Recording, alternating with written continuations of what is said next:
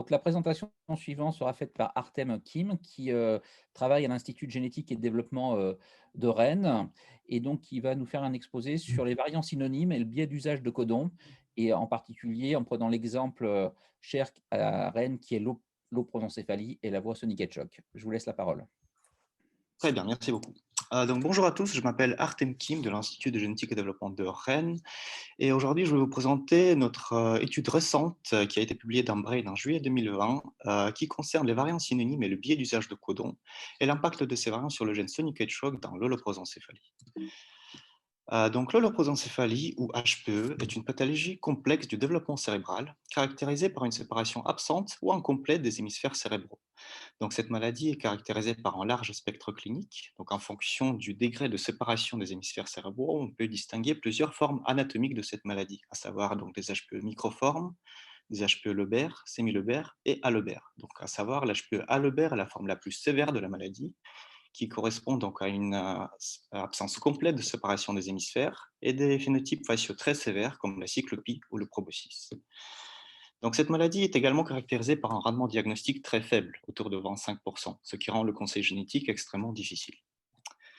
Donc, ce faible rendement diagnostique est en partie lié à l'architecture génétique complexe de cette maladie. Donc, une autre étude récente de notre équipe a mis en évidence l'existence des cas oligogéniques d'HPE. Donc, contrairement à des cas monogéniques, qui sont causés, eux, par une seule mutation à effet fort, les cas oligogéniques sont causés par une accumulation de plusieurs mutations à effet faible, ce qu'on appelle également les variants hypomorphes. Donc, ce sont des variants à effet faible qui sont extrêmement difficiles à analyser et détecter dans un contexte clinique. Donc, dans le cas des variants hypomorphes, on peut retrouver certains variants de type faux sens, des variants dans les régions UTR, introniques ou intergéniques, mais également des variants synonymes qui sont l'objet de ma présentation d'aujourd'hui. Donc, les variants synonymes correspondent à des substitutions exoniques qui n'ont pas d'impact sur la chaîne des acides aminés due à la redondance du code génétique. Donc, comme vous le savez peut-être, dans notre organisme, il y a beaucoup d'acides aminés qui peuvent être codés par plusieurs codons. C'est ce qu'on appelle la redondance du code génétique. Donc, dans le cas d'un variant qui remplace un codon par un autre codon correspondant au même acide aminé, donc un codon synonyme, donc on appelle ces mutations les variants synonymes. Historiquement, les variants synonymes ont été considérés comme des mutations neutres, c'est-à-dire n'ayant aucun impact sur l'activité de la protéine ou le phénotype résultant. Cependant, ceci n'est plus d'actualité car maintenant, les variants synonymes ont été impliqués dans plus de 50 maladies génétiques. Donc, l'objectif de notre étude était d'évaluer l'impact des variants synonymes du gène Sonic Hedgehog, ou SHH, que nous avons identifié chez nos patients atteints d'holoprosencéphalie. Donc, quelques mots sur le gène SHH. Donc, il s'agit du gène majeur de l'holoprosencéphalie, avec des mutations pathogènes retrouvées dans environ 10% des cas diagnostiqués. Donc, ce gène possède une activité morphogène qui a un rôle majeur dans le développement cérébral. Plus précisément, lors du développement, un gradient de SHH s'établit sur le côté ventral du cerveau antérieur, ce que vous pouvez voir ici représenté schématiquement en bleu. Et les perturbations de ce gradient sont une des causes majeures de l'apparition de la maladie. Donc, le gène SHH est vraiment le gène central de l'holoprosencéphalie.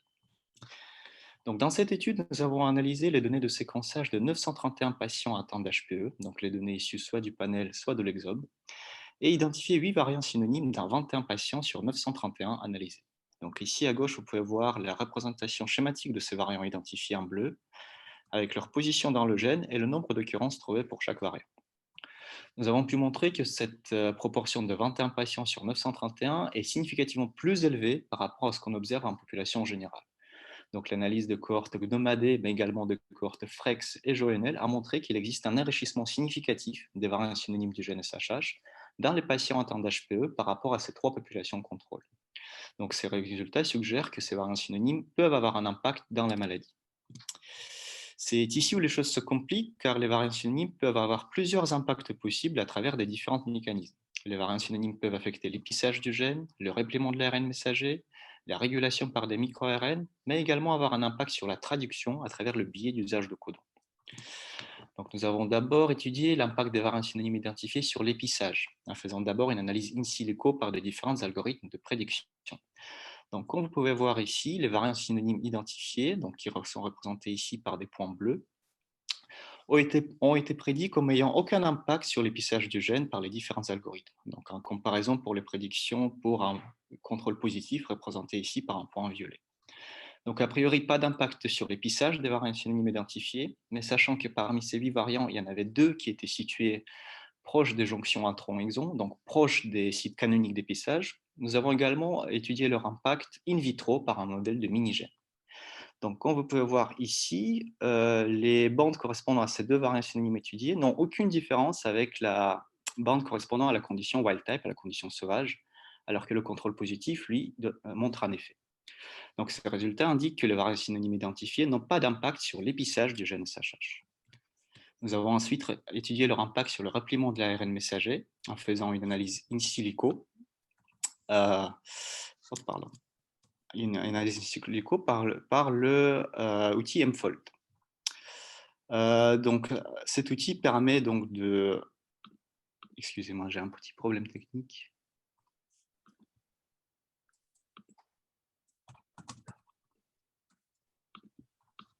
On voit la souris, on voit les images, nous. Voilà, c'est bon, excusez-moi. Donc, cet outil mFold permet donc de prédire la structure secondaire d'ARN messager à partir de sa séquence nucléotidique. Donc, nous avons comparé les structures secondaires prédites pour la séquence wild-type de SHH versus les séquences mutées par un début variant synonyme et n'avons constaté aucune différence. Donc, ces résultats indiquent que les variants synonymes identifiés n'ont pas d'impact prédit sur le repliement de l'ARN messager du gène SHH. Nous avons également regardé leur impact sur le micro-ARN en faisant une analyse in silico par l'outil RegArena et en effectuant une recherche bibliographique. Donc, ces deux approches nous ont permis d'identifier 5 sites de fixation des micro-ARN dans la séquence codante du gène SHH, donc représentés ici en rouge. Mais comme vous pouvez voir, tous les variants synonymes identifiés sont situés en dehors de ces sites connus ou produits de fixation des micro-ARN. Donc, encore une fois, pas d'impact possible.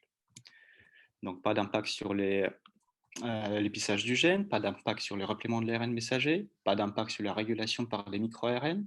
Ce qui nous restait à regarder, c'était l'impact des variants synonymes sur la traduction à travers le biais d'usage de codons. Donc, ce qu'il faut savoir, c'est que les codons synonymes ne sont pas utilisés à la même fréquence pour coder des acides aminés. C'est le phénomène qu'on appelle le biais d'usage de codons ou codon usage bias en anglais. Donc ici, vous voyez l'exemple de l'acide aminé isoleucine avec ses 3 codons possibles. Et en regardant leur fréquence d'utilisation, on peut distinguer des codons fréquents, comme le codon ATT utilisé dans 49% des cas, et des codons plutôt rares, comme le codon ATA utilisé uniquement dans 11% des cas. Ceci est intéressant car les codons synonymes ne sont pas traduits à la même vitesse. Donc, malgré les résultats assez conflictuels dans la littérature, les codons rares sont plutôt associés à une traduction lente et peu efficace, alors que les codons fréquents, au contraire, ont une traduction plutôt rapide et efficace. En fait, l'enchaînement des codons rares et fréquents au sein d'une séquence codante permet de moduler la vitesse de la traduction et de réguler la bonne synthèse et le bon repliement de la protéine. Donc, notre hypothèse était que l'introduction de certains variants synonymes, par exemple les variants qui remplacent des codons très rares par des codons très fréquents ou vice-versa, peut avoir un effet sur la dynamique de la traduction et avoir un impact potentiel sur la conformation et la quantité de la protéine produite. Donc, pour explorer cette hypothèse, nous avons d'abord effectué une analyse in silico et établi un algorithme de prédiction pour estimer l'impact des variants sur l'usage de codons. Cet algorithme est basé sur des mesures statistiques de fréquence de codons, donc des mesures comme Relative Synonymous Codon Usage, ou RSCU, et le pourcentage min-max. Donc, ces mesures statistiques permettent d'attribuer un score à chaque codon. Les scores bas vont indiquer les codons plutôt rares, et les scores élevés, au contraire, les codons plutôt fréquents. Donc, en utilisant ces scores, on est capable de calculer des différences de fréquence entre le codon référence, donc le codon wild type, et le codon muté introduit par un des 8 variants synonymes. Donc, globalement, cet algorithme nous permet d'identifier les variants avec un impact significatif sur l'usage de codons. Donc, nous avons également effectué une analyse in vitro et étudié l'impact des variants sur la traduction de la protéine SHH, donc au sein d'un modèle cellulaire. Donc, pour cela, nous avons utilisé un plasmide contenant un promoteur bidirectionnel qui permet de co-exprimer la version de SHH sauvage, donc wild type, et la version de SHH mutée par un des 8 variants synonymes au sein de la même cellule. Donc, chaque version de SHH est associée à une fluorescence spécifique, mCherry pour la version wild type et UGFP pour la version mutée. Et en regardant donc les ratios de fluorescence pour chaque condition, on est capable d'estimer l'impact de chaque mutation synonyme sur la quantité produite de la protéine SHH.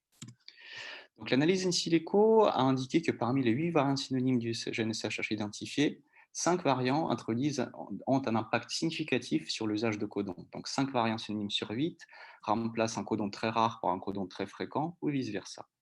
Donc, globalement, cette analyse in silico a prédit que ces 5 variants synonymes, donc indiqués ici par les flèches rouges, ont un impact prédit sur la traduction de la protéine SHH.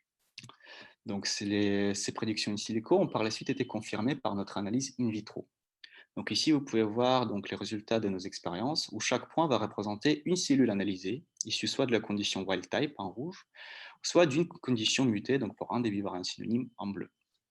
Et donc les 5 variants synonymes initialement prédits in silico sont effectivement associés à une réduction significative de la quantité de la protéine produite SHH. Donc cette réduction protéique variait de 5% jusqu'au 23%, ce qui n'est quand même pas négligeable. Donc de plus, nous avons pu constater qu'il existe une corrélation significative entre les valeurs expérimentales de réduction protéique, donc les mesures in vitro, et les mesures in silico, donc d'usage de codon, donc ici la valeur de Binmax. Donc un R carré particulièrement significatif qui montre la pertinence de nos modèles in silico dans la prédiction de tels effets. Donc en conclusion, nous avons pu constater lors de cette étude un enrichissement significatif de variants synonymes du gène SHH dans la cohorte HPE. L'étude in silico a prédit l'impact de 5 variants synonymes sur 8 sur la traduction à travers le biais d'usage de codon. Et les tests in vitro ont confirmé qu'effectivement, ces 5 variants synonymes sont associés à une réduction significative de la quantité de la protéine SHH produite, allant jusqu'à 23%. En prenant en compte donc le rôle central du gène SHH dans les mécanismes de la maladie, ces résultats indiquent que les variants synonymes du SHH contribuent à la pathogénèse de l'HPE, sûrement sous hérédité oligogénique en tant que variant hypomorphe. De plus, l'impact de ces variants a pu être prédit par des mesures in silico, ce qui est prometteur pour nos futures études. Donc, nous cherchons désormais à démontrer l'impact réel de ces variants sur le phénotype, donc en les incorporant dans un modèle souris. Donc, pour cela, nous avons eu un financement de la part de la Fondation Maladies Rares, donc un grand merci à eux, donc, qui nous permettra donc de générer une souris qui a un variant synonyme du gène SHH, donc parmi ceux qui ont été identifiés. Et l'objectif serait donc d'identifier des variations phénotypiques causées par l'introduction de telles variantes dans l'organisme souris.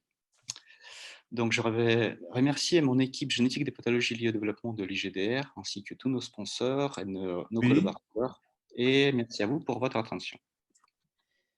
Merci beaucoup. Nous avons le temps pour une remarque et une question qui sont dans le chat. Donc, une remarque de Jackie Beckman pour dire que parmi les impacts possibles que vous avez cités, il y en manquerait peut-être un sur la stabilité de l'ARN par rapport à l'ensemble de l'ARN. Et puis, il y a une question, est-ce qu'une moitié, enfin, je pense 50% de protéines variantes, est-ce que la moitié des protéines variantes peut être affectée? Alors, donc, concernant la stabilité de l'ARN messager, effectivement, donc, c'est un des impacts possibles. Donc, nous avons pu regarder l'impact donc, de ces variants synonymes sur le répliement de l'ARN messager, donc par des mesures in silico, bien sûr. Et concernant la stabilité de l'ARN messager, bien évidemment, les autres études fonctionnelles, notamment l'étude de demi-vie de l'ARN messager, peuvent être envisagées. Concernant la deuxième remarque que je n'ai C'est pas la tout... demi-vie, oui. Du coup, il y a une précision parce que moi aussi, j'ai hésité Ouais. d'ailleurs. C'est la demi-vie des protéines. Est-ce que finalement, il y a moins, si j'ai bien compris, il y a 23% de moins de protéines qui sont produites, mais est-ce que la demi-vie des protéines est également impactée? Alors, ce que je n'ai pas eu le temps de présenter en plus, c'est que nous avons pu faire des études en plus qui se concernent donc qui donnent des arguments en plus en faveur donc d'une protéine mal repliée, donc une protéine peu stable. Donc, il s'agissait donc des expériences de l'inhibition de protéasome. Donc, c'est-à-dire que nous avons répété nos expériences cellulaires en inhibant donc le protéasome qui est donc responsable de la dégradation des protéines mal foldées et donc mal repliées. Et donc, dans le cas d'inhibition de protéasome, la réduction protéique qu'on constatait dans la présence de variants synonymes a été inhibée. Donc, il y a eu une restauration de la quantité de la protéine. Donc, ces résultats ont permis de nous montrer que cette réduction protéique est vraiment liée à l'activité du protéasome, donc ce qui donne un argument fort en faveur de leurs problèmes de stabilité et problèmes de folding. Une dernière, parce qu'après, on ne va pas prendre trop de retard. Jackie Bettman qui demande quel est le mode de transmission de ces pathologies? 23%, est-ce compatible avec ce mode de transmission? Alors, comme je disais, donc l'HPE est maintenant considéré comme une pathologie plutôt complexe. Donc initialement, elle a été décrite comme une maladie autosomique dominante. Après, il y a eu des cas autosomiques récessifs. Après, il y a eu des cas digéniques. Maintenant, on est plus sur un modèle oligogénique. Et donc, les variants synonymes qu'on montre ici, notre hypothèse, c'est qu'ils participent aux pathogénèse de la maladie. Donc, c'est-à-dire que on ne va pas forcément parler que c'est un seul variant synonyme qui sera responsable de l'apparition de la maladie, mais plutôt qui va participer avec d'autres événements mutationnels qui ont eu lieu dans la pathogénèse de cette maladie, donc ce modèle oligogénique, voire maladie complexe.